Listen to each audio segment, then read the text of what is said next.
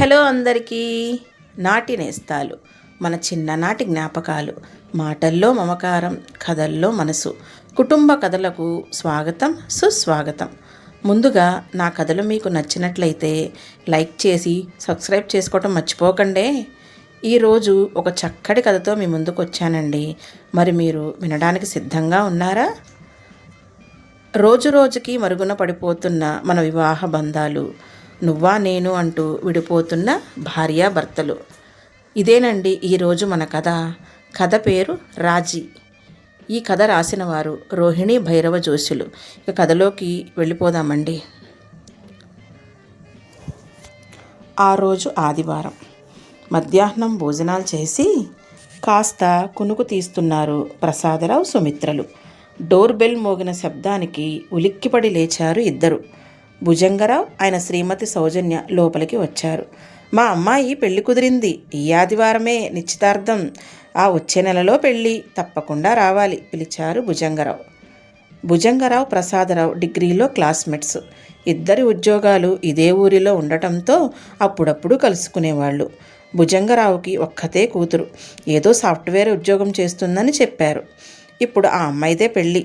పెళ్ళికొడుకు ఏం చేస్తూ ఉంటాడు, కట్నం ఎంత ఇస్తున్నారు అంటూ ప్రశ్నల వర్షం కురిపించారు ప్రసాదరావు దంపతులు. అబ్బే, కట్నం వద్దన్నారు, పెళ్ళి మాత్రం చాలా గ్రాండ్గా చేయమన్నారు అంది సౌజన్య. అదృష్టవంతులు, మంచి వాళ్ళు దొరికారు మెచ్చుకున్నాడు ప్రసాదరావు. చాలామందిని పిలవాలి, వెళ్ళొస్తాం అని హడావిడిగా వెళ్ళిపోయారు భుజంగరావు దంపతులు. ఎంగేజ్మెంట్ జరుగుతున్న హోటల్కి వెళ్ళారు ప్రసాదరావు, సుమిత్ర, కూతురు శిరీషతో పాటు. అది ఒక స్టార్ హోటల్. ఆ హాల్ను సినిమా సెట్టింగ్ లాగా అలంకరించారు. ముగ్గురు కుర్చీల్లో కూర్చొని చుట్టూ పరిశీలిస్తున్నారు. ఇంతలో ప్రసాదరావు స్నేహితుడు మురళి కనిపించాడు అక్కడ. ఎంతకాలమైందిరా నిన్ను చూసి అంటూ సంతోషంగా మాట్లాడాడు. మురళి భుజంగరావుకి బంధువు. పెళ్లి కూతురు అతనికి మేనకోడలు వరుస అవుతుంది. అతనే పెళ్లి విశేషాలన్నీ చెప్పాడు. పెళ్లి కూతురు ధాత్రిది ప్రేమ వివాహం, అబ్బాయి కట్నం వద్దన్నాడట. అవును, భుజంగం చెప్పాడు. నిశ్చితార్థమే ఇంత ఘనంగా చేస్తున్నాడు, ఇక పెళ్ళి ఇంకెంత ఘనంగా చేస్తాడో కదా అంటూ ఆశ్చర్యం వ్యక్తం చేశాడు ప్రసాదరావు. ఇదంతా ధాత్రి కోరిక. తనే తండ్రితో చెప్పింది ఎంగేజ్మెంటు స్టార్ హోటల్లో చేయాలని. వచ్చే నెలలో పెళ్ళికొడుకు భరత్, ధాత్రి కలిసి ప్రీ వెడ్డింగ్ షూట్ కోసం ఢిల్లీ, ఆగ్రా, జైపూర్ వెళ్తున్నారు తెలుసా అన్నాడు మురళి. ప్రీ వెడ్డింగ్ షూట్ అంటే అర్థం కానివాడిలా అడిగాడు ప్రసాదరావు. అయ్యో నాన్న, ఇది కూడా తెలీదా నీకు అంది శిరీష. ఇప్పుడు వధూవరులిద్దరూ పెళ్లికి ముందు తాజ్మహల్ దగ్గర, ప్యాలెస్ల ముందు రకరకాల దుస్తులతో, ఫోజులతో ఫోటోలు, వీడియోలు తీయించుకుంటున్నారన్నమాట. సినిమా యాక్టర్లు, పెద్ద పెద్ద సెలబ్రిటీలు ఇలాగే చేస్తున్నారు. దీన్నే ప్రీ వెడ్డింగ్ షూట్ అంటారు. అమాయకంగా నోరు తెరుచుకొని చూస్తున్న ప్రసాదరావు దంపతులకు విడమర్చి చెప్పాడు మురళి. పెళ్ళికి ముందే వెళతారా? ఎవరైనా తోడు వెళతారా లేదా? మామూలుగా పెళ్ళైన తర్వాత హనీమూన్కి వెళతారేమో కదా ఆశ్చర్యపడుతూ అడిగాడు ప్రసాదరావు. పెళ్లి కూతురు వెంట వాళ్ళ పిన్ని వెళుతుందిలే అన్నాడు మురళి నవ్వుతూ. పెళ్లి తర్వాత ఎటు ఏ సింగపూర్కో, బాలీకో వెళతారనుకో కొనసాగించాడు మురళి. ఏమోరా, మన పాతతరం వాళ్ళం, ఇవన్నీ కొత్త. అప్పట్లో కొంతమంది కాశ్మీర్కో, ఊటీకో హనీమూన్ పేరిట వెళితేనే చాలా వింతగా చెప్పుకునేవాళ్ళం. పెళ్ళి కూడా ఏ కళ్యాణ మండపంలోనో చేసేవాళ్ళు. మన తల్లిదండ్రుల తరంలో అయితే ఇంటి ముందు పందిరి వేసి పెళ్లి చేసేవారు. కాలం మారిపోయిందిరా నిట్టూర్చాడు ప్రసాదరావు. ఇప్పుడు కళ్యాణ మండపాలు కూడా పాతబడిపోయాయి అన్నాడు మురళి. ఏం చేస్తాం, ఇప్పుడంతా డెస్టినేషన్ వెడ్డింగ్ అంటూ ఊరవతల ఉన్న రిసార్ట్స్లో పెళ్ళిళ్ళు చేస్తున్నారు. పెళ్లికి ముందు సంగీత్, మెహందీ ఫంక్షన్ లాంటివి ఉత్తర భారతదేశ సాంప్రదాయాలు కూడా పాటిస్తున్నారు మురళి కొనసాగించాడు. అవునా, ఇవన్నీ చెయ్యాలని పెళ్ళికొడుకు వాళ్ళే అడిగారా ఆరా తీశాడు ప్రసాదరావు. వాళ్ళేం అడగలేదు, పెళ్ళి ఇలాగే చేయాలని ధాత్రి కోరిందట మురళి అన్నాడు. మరి డబ్బు చాలానే అవుతుందిగా అడిగింది సుమిత్ర. అవును, అమ్మాయి పెళ్లి కోసం దాచుకున్న డబ్బుతో పాటు అప్పు కూడా చేస్తున్నాడు భుజంగం. ఏం చేస్తాం, ఒక్కగానొక్క కూతురాయే, కాదనలేక కూతురి మనసు ఒప్పించలేక చేస్తున్నాడట. జీవితంలో ఒక్కసారి జరిగే వేడుక కదా అంటాడు భుజంగం. మురళి సమాధానం ఇచ్చాడు. అమ్మో, ఎంత ఖర్చు! మధ్యతరగతి వాళ్లకు సాధ్యమేనా అనుకున్నాడు ప్రసాదరావు గుండెల మీద చేయి వేసుకొని. తరువాత నెలలో పెళ్లికి కూడా వెళ్ళి వచ్చారు ప్రసాదరావు దంపతులు. ఊరవతల ఉన్న రిసార్ట్స్లో పెళ్లి చాలా ఘనంగా చేశారు. ఉత్తర దక్షిణ భారత సాంప్రదాయాలు కలగలిపినట్టు చేసినట్టుందా పెళ్ళి. అమ్మాయి పెళ్ళి అయ్యాక భుజంగరావుకు వేరే ఊరికి ట్రాన్స్ఫర్ అయిందని తెలిసింది.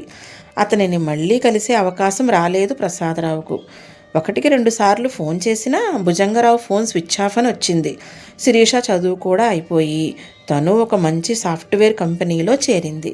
ఇక పెళ్లి సంబంధాలు చూడాలి అనుకున్నాడు ప్రసాదరావు. ఒకరోజు ప్రసాదరావు మార్కెట్ వెళ్ళి వస్తుండగా దారిలో అనుకోకుండా మురళి కనిపించాడు. అబ్బా, ఎన్ని రోజులకు కనపడ్డావురా, రా, ఇన్ని రోజులు ఏమయ్యావు, రారా ఇంటికెళ్ళి మాట్లాడుకుందాం అని ఇంటికి ఆహ్వానించాడు ప్రసాదరావు. బాగున్నారా అంటూ ఇద్దరికీ కాఫీలు ఇచ్చి అక్కడే ఉన్న సోఫాలో కూర్చుంది సుమిత్ర. ఏంటి విశేషాలు అన్నట్టు మన భుజంగరావు ఎలా ఉన్నాడు? ఫోన్ చేస్తే కలవడమే లేదు, అసలు ఎక్కడున్నాడు అంటూ ప్రశ్నించాడు ప్రసాదరావు. అందుకు మురళి నిర్లిప్తంగా నవ్వి, అతను ఈ ఊరిలోనే ఊరికి దూరంగా ఉన్న కాలనీలో ఉంటున్నాడు. ఎవరితో మాట్లాడటానికి ఇష్టపడటం లేదు. ఏంటి, ఈ ఊరిలోనే ఉన్నాడా? అందరితో స్నేహంగానే ఉండేవాడు కదా, ఇంత హఠాత్తుగా అలా ఎందుకు మారిపోయాడు అన్నట్టు వాళ్ళ కూతురు ధాత్రి ఎలా ఉంది ఆశ్చర్యంతో అడిగాడు. ఆ కూతురి వల్లనే ఇలా తయారయ్యాడు అన్నాడు మురళి. ఏమైంది అసలు, వివరంగా చెప్పు కుతూహలంగా అడిగాడు ప్రసాదరావు. ఏముంది, పెళ్ళయ్యాక కూతురు అల్లుడు కొన్ని రోజులు బాగానే ఉన్నారు. తర్వాతే వాళ్ళిద్దరి మధ్య కీచులాటలు ప్రారంభమయ్యాయి. పెద్దవాళ్ల జోక్యంతో ఆ చిన్న కీచులాటలు కాస్త పెద్ద గొడవలుగా మారి విడిపోయటం వరకు వచ్చింది వ్యవహారం. మై గాడ్, అదిరిపడ్డారు ప్రసాదరావు దంపతులు. జరిగిందేంటంటే అంటూ చెప్పుకొచ్చాడు మురళి. భుజంగరావు సౌజన్యలు ఒకసారి కూతురు కాపురం చూద్దామని వెళ్ళారు. కూతురు ఒక్కతే ఇంట్లో పని చేసుకోవటం చూసి, నువ్వొక్కదానివే ఎందుకు పని చేయాలి, నువ్వు అతనితో సమానమే కదా, చదువుకొని ఉద్యోగం చేస్తున్నావు కదా అంటూ ఇంతెత్తున ఎగిరిందట సౌజన్య. అదేం లేదమ్మా, ఇద్దరిలో ఎవరు ఖాళీగా ఉంటే వాళ్లే పని చేసుకుంటాం అని ధాత్రి సర్ది చెప్పబోతుంటే అయినా వినిపించుకోకుండా అల్లుడిని చడామడా కడిగి పారేసిందట. దాంతో అల్లుడికి కోపం వచ్చి, మీ అమ్మ వాళ్ళు ఇక్కడికి వస్తే సహించేదే లేదు అని ధాత్రితో గట్టిగా చెప్పాడట. అక్కడికి భుజంగరావు అందరినీ శాంతపరిచి భార్య తరఫున అల్లుడికి క్షమాపణలు కూడా చెప్పాడట. ఇది ఇలా ఉండగా ఇంకొకసారి ధాత్రి అత్తామామలు వెళ్ళినప్పుడు కొడుకు వంట చేయటం చూసి, ఏంట్రా ఆడంగి వెదవలాగా ఈ పనులు నువ్వు చేస్తున్నావు, ఆ మహారాణి గారి పని చేయదా, అయినా ఆడపిల్లని మరీ ఇంత గారాభంగా పెంచితే సంసారం ఏం చేస్తుంది అంటూ కోడల్ని వియ్యపురాల్ని నోటికి వచ్చినట్టు అనేసిందట అత్తగారు. తన తల్లిని అంత మాట అనేసరికి, మీ అమ్మాయి ఇంట్లో ఉంటే నేను ఉండను అంటూ పంతం పట్టింది ధాత్రి. ఎలాగో తల్లిని భార్యను శాంతపరిచాడట ఆ అబ్బాయి. ఆ తరువాత వాళ్ళ కొడుకు ఇంట్లో అడుగు పెట్టలేదు. ఈ వ్యవహారాలతో ఇద్దరి మధ్య ఎప్పుడూ గొడవలే. ధాత్రి తల్లికి రోజు ఫోన్లు చేసి తమ మధ్య జరిగే గొడవలన్నీ ఏకరువు పెట్టేది. నువ్వు నీ జీతంలో నుంచి ₹1 కూడా ఇవ్వకు, ఇంటి బాధ్యత అంతా అతందే కదా అంటూ ఎగదోసేది ఆమె. మితిమీరిన గొడవలు జరిగినప్పుడు, ఇక అతనితో పడలేవు కానీ ఈ ఊరికి ట్రాన్స్ఫర్ చేయించుకో, విడాకులు ఇస్తానని బెదిరించు, దెబ్బకు దిగి వస్తాడు, అయినా నీకేం తక్కువ, ఇంకో పెళ్లి చేస్తాం అంటూ కూతుర్ని రెచ్చగొట్టేది సౌజన్య. ఆ అమ్మాయి నిజంగానే విడాకులు ఇస్తానని బెదిరించేది. ఆ అబ్బాయి తల్లి కూడా తక్కువేం కాదులే, ఇచ్చేయమని విడాకులు, మగపిల్లాడివి, నీకేం తక్కువ, 6 నెలలో దీనికన్నా మంచి సంబంధం చూసి నీకు పెళ్లి చేయకపోతే చూడు అంటూ ఛాలెంజ్ విసిరింది. ఇలా రోజు గొడవలతో విసిగిపోయి ఆ అబ్బాయి మందు తాగటం అలవాటు చేసుకున్నాడు. ఇది సహించలేక అమ్మాయి అమెరికాలో ఉద్యోగం వెతుక్కొని వెళ్ళిపోయింది. ఇప్పుడు వాళ్ళ విడాకుల కేసు కోర్టులో ఉంది. అందుకే భుజంగరావు ఎవ్వరితో మాట్లాడటానికి ఇష్టపడటం లేదు అంటూ జరిగిందంతా చెప్పాడు మురళి. నోట మాట రానట్టు శిలా విగ్రహాల్లో ఉండిపోయారు ప్రసాదరావు సుమిత్రలు. అయ్యో, ఒక్కతే కూతురని ఎంత వైభవంగా పెళ్లి చేశాడు అన్నాడు ప్రసాదరావు. అవునరా, పెళ్లి పెటాకులైంది, అప్పు మాత్రం మిగిలిపోయింది వాపోయాడు మురళి. ఎంత మంచివాళ్ళు ఇలా అయిపోయారు ఎందుకు ఆశ్చర్యపడుతూ అడిగాడు ప్రసాదరావు. అదే కదా విడ్డూరం, కన్నబిడ్డల మీద విపరీతమైన మమకారంతో వాళ్ళ జీవితాన్ని నాశనం చేస్తారు ఈ తల్లులు అన్నాడు మురళి. అక్కడ చాలాసేపు నిశ్శబ్దం తాండవం చేసింది. చివరికి ఎలాగో గొంతు పెగుల్చుకొని ఇక నేను వెళతాన్రా అంటూ మురళి సెలవు తీసుకుని వెళ్ళిపోయాడు. ఆ రోజంతా ఇద్దరికీ నిద్రపట్టలేదు. ఇలాంటి కేసులు ఈ మధ్య చాలా వింటున్నాం, కానీ మన దగ్గర వాళ్ళ గురించి వినడం ఇప్పుడే అనుకున్నారు ఇద్దరు. ఒకరోజు శిరీష తండ్రి దగ్గరకు వచ్చి, నేను మా ఆఫీస్లోనే పనిచేస్తున్న అబ్బాయిని పెళ్లి చేసుకుందాం అనుకుంటున్నాను నాన్న అంది. అయింది, అనుకున్నదంతా అయింది అని మనసులోనే నెట్టుచ్చాడు ప్రసాదరావు. ఎవరమ్మా అబ్బాయి, వాళ్ళ అమ్మా నాన్నలు కూడా ఇష్టమేనా అడిగాడు. ఆ అబ్బాయి పేరు ప్రశాంత్, మనవాళ్లే. అతను వాళ్ళ తల్లిదండ్రులకు మా ప్రేమ విషయం చెప్పాడట. వాళ్ళు ఒప్పుకున్నట్టే ఉంది. మీరు ఒకసారి వెళ్ళి వాళ్ళని కలిసి రండి నాన్న అంది శిరీష. ఓహో, సాంప్రదాయాలు తెలుసన్నమాట. అమ్మాయి తల్లిదండ్రులు అబ్బాయి ఇంటికి వెళ్ళి అడగాలని అన్నాడు. తల వంచుకుంది శిరీష. ఆ రోజే అబ్బాయి తండ్రితో మాట్లాడాడు ప్రసాదరావు. అనుకున్నట్టుగానే ఒక మంచి రోజు చూసి ప్రసాదరావు, సుమిత్ర ప్రశాంత్ వాళ్ళ ఇంటికి వెళ్ళారు. వాళ్ళు బాగానే మాట్లాడారు. కట్న కానుకలు వద్దన్నారు. అమ్మాయి అబ్బాయి బాగుంటే చాలు అన్నారు. ఆ మాటలకు చాలా సంతోషపడ్డారు ప్రసాదరావు, సుమిత్ర. వాళ్ళు పిల్లలతో కలిసి కొన్ని విషయాలు మాట్లాడాలనుకున్నారు. ఒక ఆదివారం ప్రశాంత్ని వాళ్ళ తల్లిదండ్రుల్ని తమ ఇంటికి ఆహ్వానించారు ప్రసాదరావు దంపతులు. కాఫీ టిఫిన్లు అయ్యాక అందరూ హాల్లో సమావేశమయ్యారు. మాకు ఈ పెళ్ళి ఇష్టమే, కానీ మీ పెళ్ళి సింపుల్గా రిజిస్ట్రార్ ఆఫీస్లో చేయాలని నిర్ణయించుకున్నాం అన్నాడు ప్రసాదరావు. అదిరిపడ్డారు శిరీష, ప్రశాంతులు. అదేంటి నాన్న, నేను మీకు ఒక్కతే కూతుర్ని కదా, అలా సింపుల్గా చేస్తే ఎలా? మా ఫ్రెండ్స్ అందరి పెళ్ళిళ్ళు ఎంత గ్రాండ్గా చేసుకున్నారో తెలుసా? అంతెందుకు, మన ధాత్రి పెళ్ళి ఎంతో ఆర్భాటంగా చేశారని మీరు మెచ్చుకున్నారు కదా. మాకు కొన్ని కోరికలు ఉంటాయి కదా నాన్న. Engagement, pre wedding shoot, destination wedding ఇలా చేసుకోవాలని నేను ఎప్పుడూ నిశ్చయించుకున్నాను. మీరేమో ఇలా అంటున్నారు. మనం మరీ అంత లేనివాళ్ళం కూడా కాదు కదా నాన్న అంది ఆవేశంగా. ఆ మధ్య చూసిన పెళ్ళిళ్ళు ఎలా విఫలమవుతున్నాయో చూస్తున్నాం కదా. అందుకు ఉదాహరణే భుజంగరావు అంకులు కూతురు ధాత్రి పెళ్ళి. పాపం, అతనికి పెళ్ళికైనప్పు ఇంకా తీరనే లేదు. అప్పుడే కూతురి కాపురం కూలిపోయింది. అందుకే ఈ ముందు జాగ్రత్త. మీ పెళ్ళి కూడా అంత ఘనంగా చేయాలంటే మావి కొన్ని షరతులున్నాయి. అవన్నీ ఈ కాగితాల్లో టైప్ చేసి ఉన్నాయి చూడండి అంటూ అక్కడున్న అందరికీ ఒక్కొక్కరికి ఒక్కొక్క కాపీ ఇచ్చాడు ప్రసాదరావు. ఆ కాపీలో ఉన్న షరతులు అందరూ చదివారు. ఆ షరతుల ప్రకారం శిరీష, ప్రశాంతులు విడాకులు అన్న మాట వాళ్ళ జీవితంలో ఎత్తకూడదు. దంపతులన్నాక కీచులాటలు, దెబ్బలాటలు మామూలే. వాటిని వాళ్లే పరిష్కరించుకోవాలి.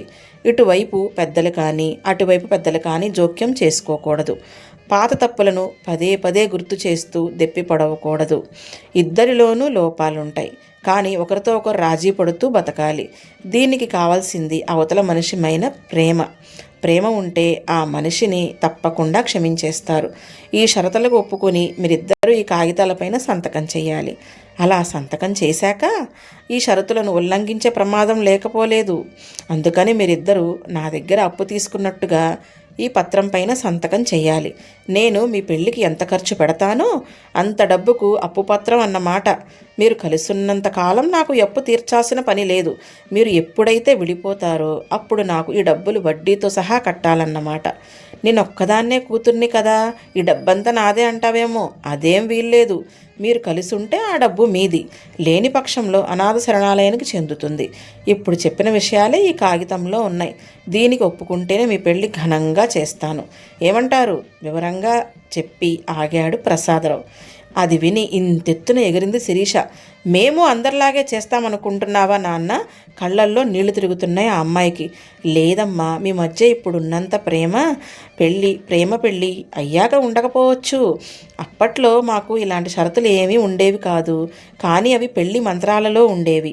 ఆ మంత్రాల అర్థం తెలియకపోయినా మేము కొన్ని కట్టుబాట్లకు లొంగి ఉండేవాళ్ళం. మాకు పెద్దలన్నా, బంధువులన్నా, సంఘమన్నా గౌరవం ఉండేది. వాటికి విలువనిచ్చేవాళ్ళం. ఇప్పుడు మీరు అందరూ ప్యాకేజీల పేరిట లక్షల్లో సంపాదిస్తున్నారు. అది మీలో ఆత్మవిశ్వాసాన్ని నింపాలి, కానీ దురదృష్టం కొద్దీ అహంకారాన్ని నింపుతుంది. సర్దుబాటు అన్నదే ఉండటం లేదు. అందుకే 4 రోజులు కూడా కలిసి ఉండలేకపోతున్నారు. ఏమైనా ఈ నిర్ణయాన్ని ప్రశాంత్ తల్లిదండ్రులు మేము కలిసే తీసుకున్నాం అన్నాడు ప్రసాదరావు. నాన్న, మమ్మల్ని నమ్మండి నాన్న, మీకు కావాలంటే సంతకం పెడతాం. మా పెళ్ళి మీరు ఇష్టంగా చేస్తేనే చేసుకుంటాం. మామూలు కళ్యాణ మండపంలో చేయండి చాలు, తర్వాత మీరే చూస్తారుగా మేము ఎలా కాపురం చేస్తామో అంది శిరీష ఆత్మవిశ్వాసంతో. అనుకున్నట్టుగానే వాళ్ళ పెళ్ళి ఒక కళ్యాణ మండపంలో చేశారు. తరువాత వాళ్లకు వేరే ఊరికి ట్రాన్స్ఫర్ అయి వెళ్ళిపోయారు. పోనీ ఇది ఒకందుకు మంచిదేలే అనుకున్నారు అంతా. ప్రశాంత్ తండ్రికి ఒక అనుమానం వచ్చింది. వీళ్ళు అప్పు తీర్చాల్సి వస్తుందేమో అని భయంతో రాజీ పడతారేమో అని. మొదట్లో భయంతో రాజీ పడతారు. కొన్ని సంవత్సరాల తరువాత అది అలవాటుగా మారి వాళ్ళు నిజమైన ప్రేమతో చిన్న చిన్న పొరపాట్లను క్షమించుకుంటూ పరస్పరం ఇష్టపడుతూ బతుకుతారు. ఒకరి కోసం ఒకరు రాజీ పడటంలో ఉండే ఆనందాన్ని పొందుతారు. చూస్తూ ఉండండి అన్నాడు ప్రసాదరావు ధీమాగా. శిరీష ప్రశాంతుల పెళ్ళై 10 ఏళ్ళయింది. వాళ్ళ నుంచి ఎలాంటి ఫిర్యాదులు లేవు. వాళ్ళ మధ్య ఎలాంటి గొడవలు లేవు. ఇప్పుడు వాళ్ళకి 2 పిల్లలు. దంపతులిద్దరూ ఎంతో ఆనందంగా ఒకరి కోసం ఒకరు అన్నట్టు పాలు నీళ్ళలా కలిసిపోయి కాపురం చేస్తున్నారు. కథ మీకు నచ్చిందా అండి? రాజీపడి బ్రతకడం అంటే ఓడిపోయి బ్రతకడం కాదు, ఒదిగిపోయి బ్రతకడం అని నిరూపించారు శిరీష ప్రశాంతులు. కథ సమాప్తమండి. మీ శాంతి.